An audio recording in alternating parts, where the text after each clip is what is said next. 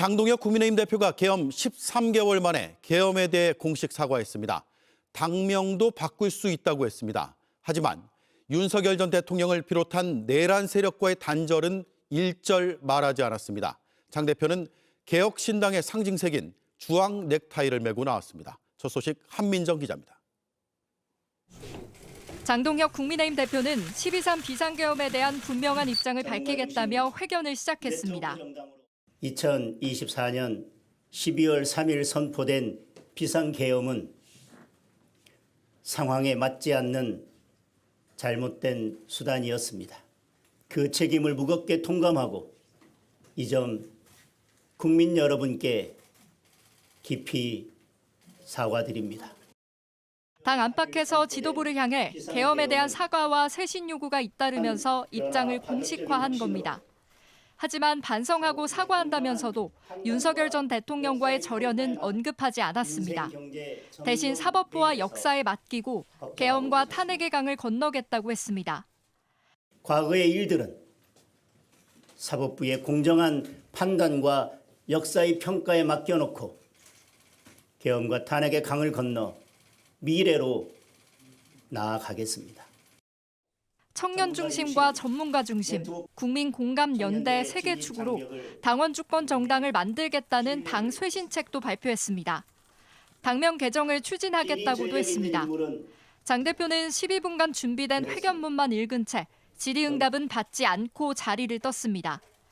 장 대표의 사과에 대해 국민의힘 관계자는 일부 반대 의견도 있었지만 이번에 쐐기를 박는 차원에서 한 것이라고 설명했습니다. 장 대표가 평소와 달리 주황색 넥타이를 매 개혁신당과 통합을 염두에 둔 것 아니냐는 해석이 나왔습니다. JTBC 한민정입니다. 미국은 베네수엘라뿐만 아니라 그린란드에 대한 야욕을 숨기지 않고 있습니다. JTBC가 직접 백악관의 답변 서한을 받았는데 그린란드에 미국의 군사력을 동원할 수도 있다는 입장을 공식 확인했습니다. 동맹이라도 미국의 이익을 위해선 무력 압박을 가할 수 있다는 겁니다. 워싱턴 정강현 특파원이 취재했습니다. 백악관이 JTBC에 보내온 공식 답변입니다. 캐롤라인 레빗 대변인은 그린란드 영토 확보에 대한 입장을 묻는 JTBC 질의에 미국의 국가안보 우선 과제라고 했습니다. 그러면서 이를 위해 미군을 활용하는 것도 통수권자인 트럼프 대통령의 선택지 중 하나라고 밝혔습니다. 백악관이 외교적 협상이나 경제적 압박을 넘어 그린란드 확보를 위해 실제 군사력 사용 가능성을 공식 확인한 건 처음입니다. 실제로 같은 날 트럼프 대통령은 미국의 군사력이 협상용이 아닌 행동 수단임을 강조했습니다. The United States proved once again that we have the most powerful, most lethal, most sophisticated, and most fearsome. It's a fearsome military on planet Earth. 트럼프 대통령은 앞서 그린란드가 베네수엘라를 이은 다음 타깃이 될 수 있음을 시사한 바 있습니다. We need Greenland from a national security situation. 백악관이 군사 옵션까지 공식 확인한 가운데 프랑스, 독일 등 유럽 7개국은 그린란드의 결정권은 오직 주민과 덴마크에 있다며 반발하고 나섰습니다. 하지만 트럼프 대통령은 압도적 군사력을 거듭 과시하며 추가 행동 가능성을 열어뒀습니다. Nobody can take us. Nobody could have done that. 백악관이 그린란드에 대한 군사 옵션을 공식화하면서 우방국조차 미국의 이익 앞에선 군사 압박의 대상이라는 트럼프식 힘의 논리가 냉혹한 외교 현실로 다가오고 있습니다. 워싱턴에서 JTBC 정강현입니다. 이재명 대통령은 올해로 건립 100년을 맞은 상하이 임시정부 청사도 방문했습니다. 이를 끝으로 3박 4일간의 국빈 방문을 마무리했습니다. 과일은 때가 되면 익어서 떨어진다는 시진핑 주석의 말도 소개하며 한안령을 서서히 풀어가기로 했다고 밝혔습니다. 최규진 기자입니다. 이재명 대통령은 정상회담에서 한중간 신뢰 회복과 국민들의 우호적 인식 확대에 중점을 뒀다고 밝혔습니다. 시 주석은 두꺼운 과일과 얼음에 빗대어 노력하겠다는 뜻을 전했습니다. 석자 얼음이 한꺼번에 얻는 것도 아닌데 또 한꺼번에 다 녹겠냐. 과일은 때가 되면 익어서 떨어진다. 이렇게 직접 시 주석께서 말씀하셨는데 그게 정확한 표현인 것 같습니다. 이제 그렇게 노력하겠다. 이른바 한안령 문제와 관련해 점진적, 단계적으로 풀어나가자는 공감대가 형성됐다는 게 청와대의 설명입니다. 봄도 갑자기 오진 않아요. 시간이 필요하죠. 질서 있게, 유익하게, 건강하게 이 문제는 잘 해결될 겁니다. 명확한 의사표명이라고 저는 생각합니다. 회담에선 코스피 지수가 최고치를 기록한 것도 화제에 올랐는데 이 대통령은 양국 관계 개선에 대한 기대가 시장에 반영됐다고 언급했습니다.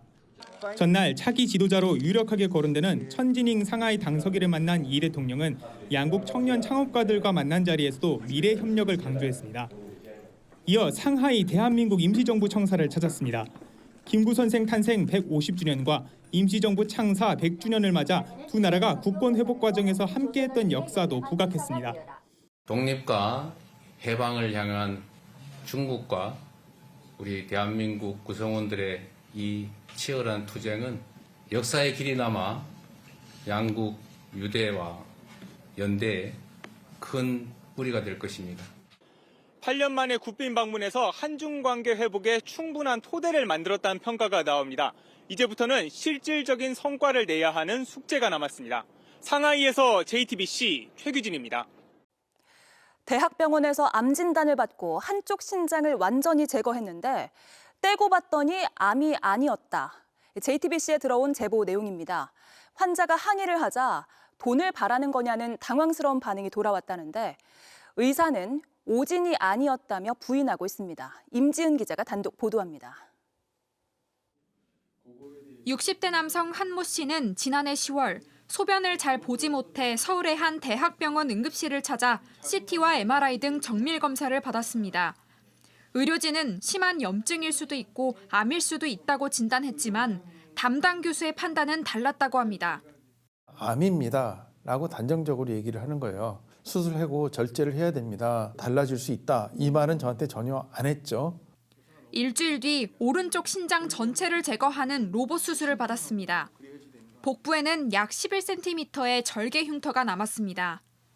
그런데 수술 뒤에 나온 조직 검사 결과에서 암이 아니라는 소견이 나왔습니다. 진단명은 만성 신우신염, 염증성 질환이었습니다. 암 조직이 전혀 발견되지 않았다. 그래서 암이 아닙니다. 그러는 거예요. 그래서 이제 조금 황당했죠. 한 씨는 명확한 설명을 듣지 못했다고 합니다. 이거 왜 이렇게 된 거냐고 묻는데 금전을 원하십니까? 그러는 거예요. 실험 대상도 아니고. 이거 종합적으로 이거 너무한 거 아니냐. 민원을 제기하자 담당 교수는 신장암이 의심되는 소견이 있어 이에 대해 설명했다며 오진이 아니라는 입장을 밝혔습니다. 종양뿐만 아니라 요로 감염 소견과 위축성 신장 소견이 함께 있어 전체 제거를 권유했다는 겁니다. 금전을 언급했는지 취재진이 묻자 자세히는 기억이 나지 않지만 환자에게 어떻게 도움을 제공하면 좋을지의 방식으로 대화를 나눈 것이라고 했습니다. 일각에선 사전에 충분한 설명이 있었어야 한다는 지적이 나옵니다.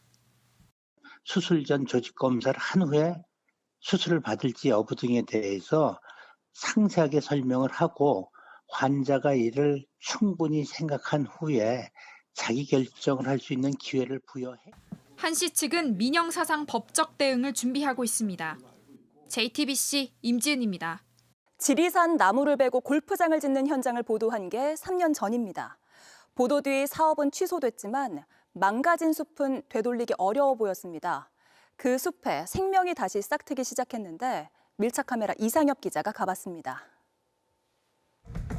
깊은 산속을 오가는 굴착기에 나무는 쓰러졌습니다. 오래 이곳에서 산 생물들은 도망가고 숨었습니다. 3년 전 밀착 카메라가 다녀온 지리산 현장입니다. 지리산 국립공원 근처에서 수십 년 된 나무 수천 그루가 잘려나가고 있는 현장에 다녀왔습니다. 구례군이 축구장 210개 크기의 골프장을 1,000억 원을 들여 만들겠다고 썼습니다. 골프장 땅에 와 보니 지금도 잘라낸 나무를 정리하는 작업을 하고 있습니다. 그리고 제가 지금 서 있는 이곳엔 밑동이 잘려나간 소나무가 있습니다. 이 공사로 21헥타르 숲이 사라졌습니다. 보도 이후 골프장 공사는 멈췄습니다. 하지만 아무도 이곳을 원상복구하지 않았습니다. 딱 3년 전 제가 취재했던 지리산 벌목 현장에 다시 와봤습니다. 숲속 깊숙한 곳까지 굴착기가 들어와서 나무를 베고 있었습니다. 지금은 어떤 모습일까요? 저쪽에 현수막이 하나 보이거든요. 구례군 산림과에서 붙인 현수막인데 무단벌목 조사 지역이다 이렇게 알리고 있습니다. 또